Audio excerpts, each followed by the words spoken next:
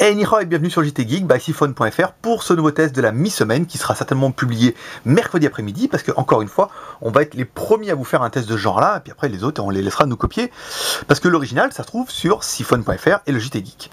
Donc cette semaine, on va tester, surtout comparer, le ZP900 version 1 Go qu'on avait déjà essayé de la marque Zoppo et son homologue version export, le i9500, qui est pour nous le même téléphone qui vient de la même usine, donc les usines Zoppo. Celui-là, version originale Zoppo, celui-là, version export, donc avec une autre ROM et avec 2 batteries et aussi 40 € de moins pour nous en boutique. Donc c'est important et il y a beaucoup de personnes qui vont se demander oui, mais quelle est la différence? Et bien on va régler ça tout de suite. Donc pour le Zoppo, on retrouve un cache arrière, une grosse batterie Zoppo logotée 2300 mAh. Donc là on est à l'arrière, on va enlever la carte mémoire. Comme ça, on fera un vrai benchmark, on va comparer les benchmarks ensemble. Donc la batterie 2300, ici, le cache, donc des Zoppo, donc vous avez vu, tout est marqué Zoppo. Les IMEI d'origine sont en 86, nous on les change en 35, ça c'est pas un problème. La version export, c'est le même, à part qu'il n'y a pas marqué Zoppo. Aujourd'hui ça coûte plus cher de faire des modèles différents que de faire le même modèle sans logo. Donc celui-là en fait c'est un des tout premiers, il est super rare celui-là. Donc il devrait certainement arriver en stock après la fête nationale de la Lune mi-automne. Donc là on n'a même pas le stickers, rien, une batterie noire. Donc là elle est logotée 3000 mAh, donc forcément c'est du bluff. Donc là, toujours le même emplacement, vous voyez, c'est exactement les mêmes téléphones. Et encore, je le répète encore une fois, à défaut d'être lourd, pour nous, ils viennent de la même usine. Donc ici, on va mettre en route les deux appareils. On va mettre ici, on va essayer de les mettre en même temps. 1, 2, 3. Voilà. Donc les deux appareils mettent en route. Donc on est bien vraiment sur les mêmes appareils, mais sur des ROM différentes. À gauche, la ROM Zoppo, à droite, la version export. À savoir que pour le moment, on ne peut pas mettre la version Zoppo sur la version export. La ROM n'est pas disponible. Pareil, pour changer les EMUI, c'est tout un bordel. C'est un peu compliqué, donc ils nous l'ont bien dit et assumé. Donc pour l'instant, quand la version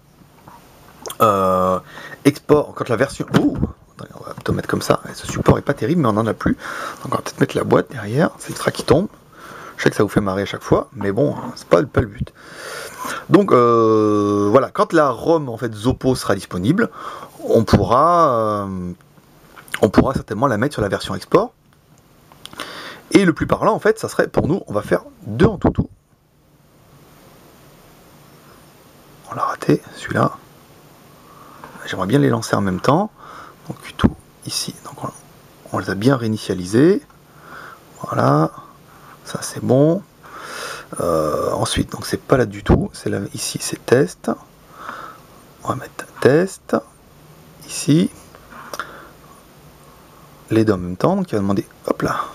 Donc là il demande pas où on veut le mettre, parce qu'on est directement sur la carte mémoire. Enfin on est directement sur la mémoire interne. On n'a pas mis de carte mémoire. Donc là bon on est parti pour 5 minutes de blabla. Pour en revenir par rapport au test qu'on avait fait sur le Meizu, certains nous ont dit oui mais nous avec mon S3 je fais des scores meilleurs machin et tout.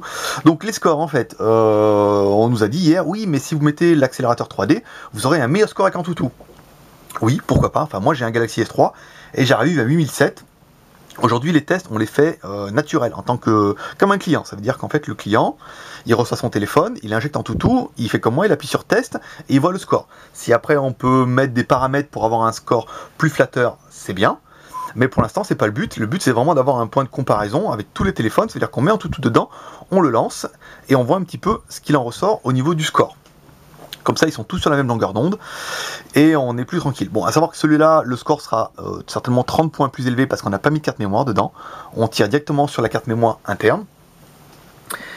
Et bien voilà, ça permettra de les comparer. Et là, j'ai plus rien à dire. Donc le Antutu se lance. Il y en a pour une petite minute. Et on va pouvoir après comparer les scores. On l'a pas encore fait, donc ça sera la surprise avec vous. Et on verra en fait où sont les 40 €. Si elles sont techniques, caractéristiques ou directement software ou hardware. Un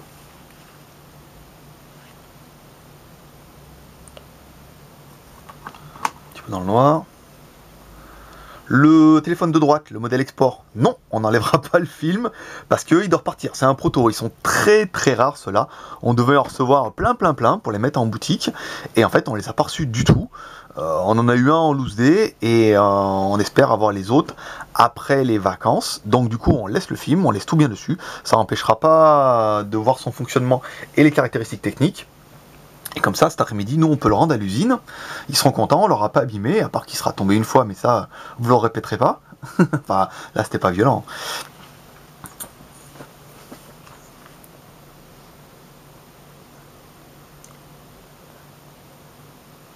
78%, on est pas mal. 85, donc là, il va tester la mémoire. Donc là, ça va aller vite, il n'y a pas de carte micro SD.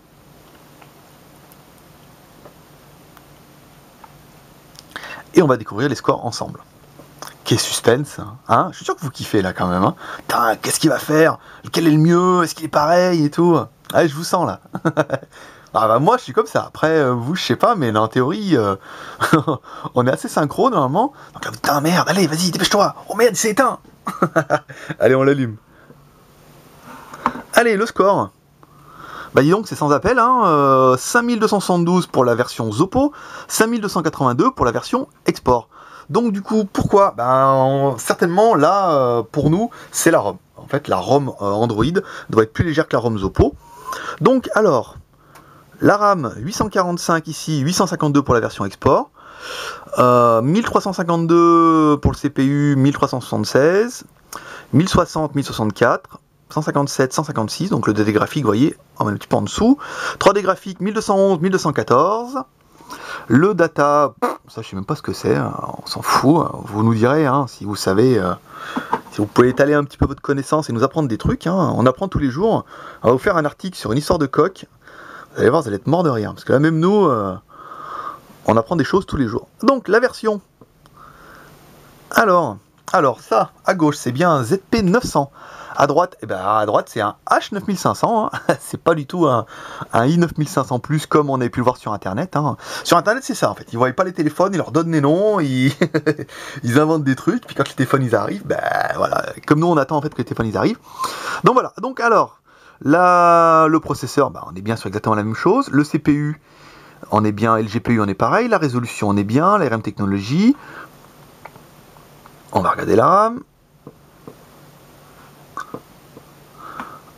Donc la RAM, on est bien sur les mêmes caractéristiques, la ROM aussi, et la version Android, bon à part là, s'ils nous ont mis encore un coup, non, 4.04. Bon, les IMEI, c'est des IMEI à la con, là, hein, en 38 quelque chose. Là, ils sont modifiés en 35 parce que c'est un modèle qui est destiné pour nous à la vente. Et là, parce que les IMEI n'ont pas été touchés. Donc, petit bilan de ce ZP900 version export, c'est pas mal en fait. Hein. Ça prouve vraiment en fait que c'est le même modèle. Moi, je suis convaincu que les petites différences c'est dû à la ROM. Hein. Donc après, on le verra peut-être et on le dirait qu'il est plus lumineux à droite en plus. Vous voyez, le noir est plus joli.